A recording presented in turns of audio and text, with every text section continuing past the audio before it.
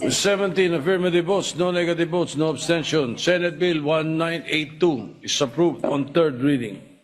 Lusot na sa ikatlo at huling pagbasa sa Senado ang pagbibigay ng kapangyarihan kay Pangulong Ferdinand R. Marcos Jr. na suspendihin ang excise tax sa langis. Sa botong 17-0-0, walang nag-no vote at walang abstain, lumusot sa plenaryo ang panukalang Senate Bill No. 1982.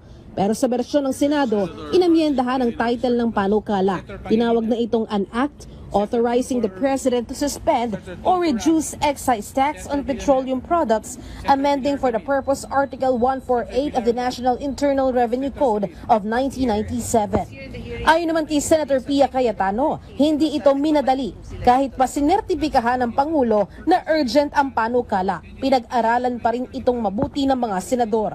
As an urgent measure, the Senate as a body took time to discuss this in small groups, in caucus. Some of our colleagues were able to attend the hearings. And we want to assure the public that we have taken time to really assess this, not just because it's a certified measure, minadali po natin. Si Senator Risa Hontiveros naman, bumoto rin ng yes. Pero dapat din daw na nakatutok ang gobyerno sa mawawalang kita kapag nasuspindi na o nabawasan ang excise tax. Dapat nating bantayan ang epekto sa ating pananalapi. May kapalit ang mawawalang kita mula sa excise tax. Kung hindi tayo mag-iingat, maaaring maapektuhan ang pondo para sa mga serbisyong panlipunan, kalusugan, edukasyon at social protection na lalong kailangan ng ating mahihirap na kababayan. Si Senator Sherwin Gatchalian naman, aminadong naging mahirap ang desisyon sa panukalang batas. Pero nararapat lang na kahit mga oil players ay magsakripisyo rin sa problemang kinakaharap ng bansa ngayon dahil sa ubod ng taas na presyo ng langis. Ito pang pagsuspendi ng excise tax ay hindi po madali dahil marami po tayong mga proyekto, mga programa na dapat pong pondohan. Importante rin po yung mga oil players, kasama na ho dito yung importers, kasama na dito yung mga refiners, kasama na rin po yung mga retailers, ay makasama natin dito sa pagsasakripisyo at hindi ho sasamantalahin ang pangyayari o hindi po sasamantalahin ito pong nararanasan ho natin. Ayon naman kay Senate President Vicente Soto III, kailangan ng ratipikahan ng panukala ngayong araw, kasama ang Kamara. Ang mga uupo naman sa Bicameral Conference Committee ay sina Senator Pia Cayetano, Senator Sherwin Gatchalian at Senator Joel Villanueva.